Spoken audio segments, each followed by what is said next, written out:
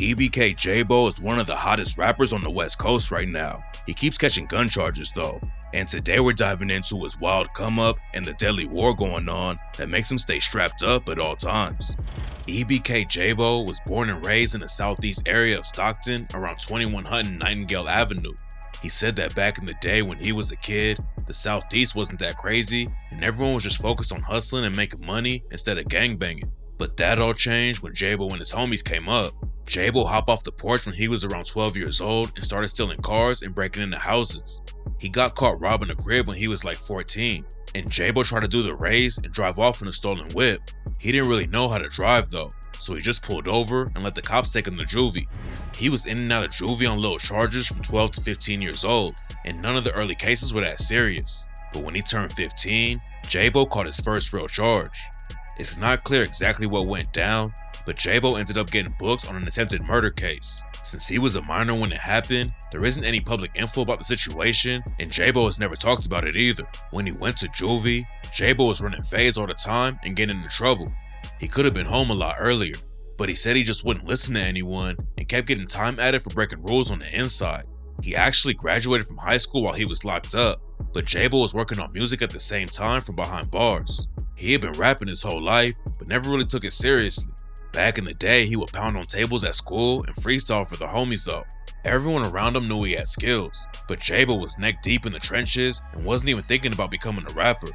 What a lot of Jaaybo's fans don't know is that his dad was actually a poppin' rapper in Stockton back in the day named Rory. Rory came up on Nightingale Avenue too. His mom was addicted to drugs the whole time he was growing up, and his dad was always going in and out of jail, so Rory was mostly raised by his grandma. Rory's grandma was really strict with him back in the day and did her best to keep Rory out of the streets. Growing up in her house, he couldn't even listen to rap because his grandma didn't like all the swearing, but Rory still ended up in the trenches.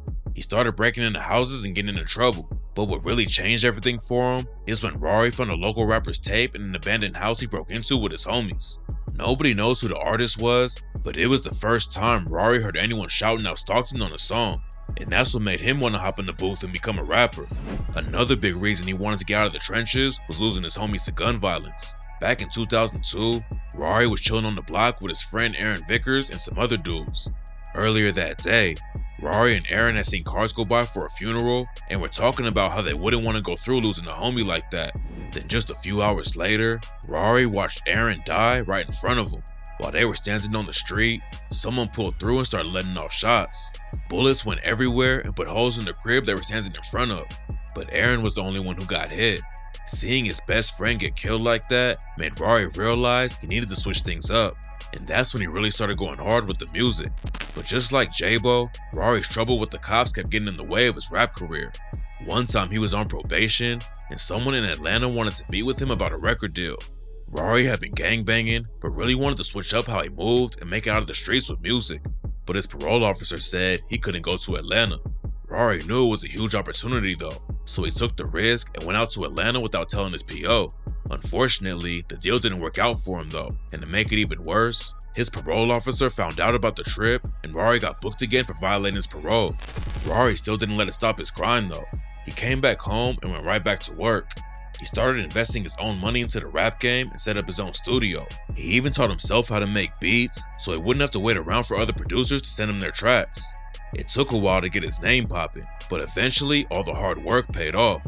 Rory was racking up thousands of streams, getting booked for shows, and linking up with other rappers in the city like Tall T. Tall T was a battle rapper from Stockton who was getting a lot of buzz on his name. He had been in the underground scene for years and was about to really pop off.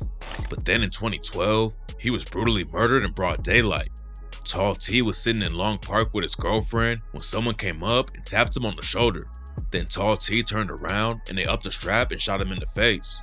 Nobody knows why the shooter wanted him dead, but Tall T's death was a massive loss for the Stockton rap game. The shooting also had a big impact on Rory. He'd only known Tall T for like a year before he was killed, but they got super close and were in the studio together all the time. Rory was still on probation and trying to stay out of trouble, and he said that Tall T is the one who really pushed him to stay on the grind and keep focused in the rap game. Rory was also trying to get Jaaybo involved with music back then. Jaaybo was just a kid, but Rory would bring him to the studio and have him sing on tracks whenever Rory had an R&B artist pull through and record. Rory was making all the right moves and was finally on his way up in the industry.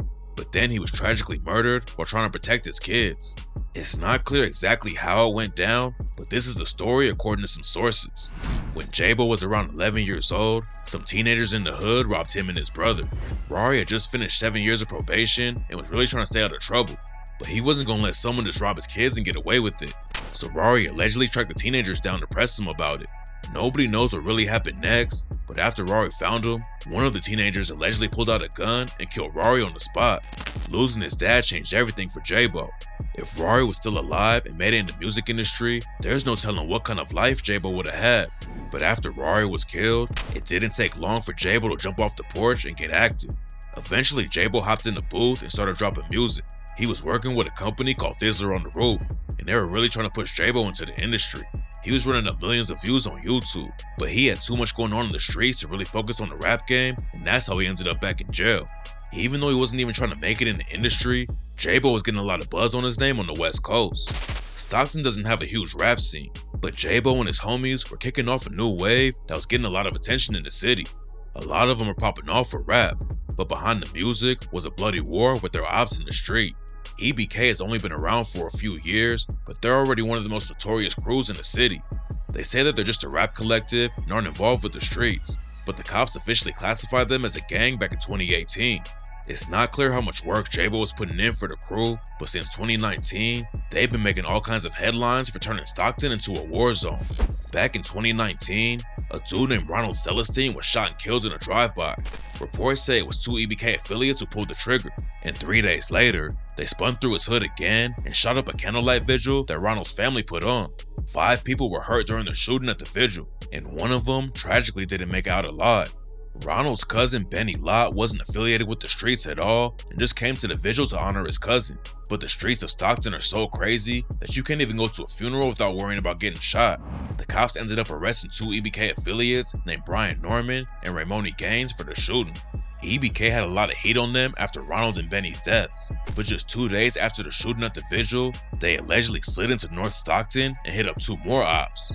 The police had a lot of pressure to cool the streets off, and a few months later, they ended up booking 9 EBK affiliates for murder, robbery, and a bunch of other charges.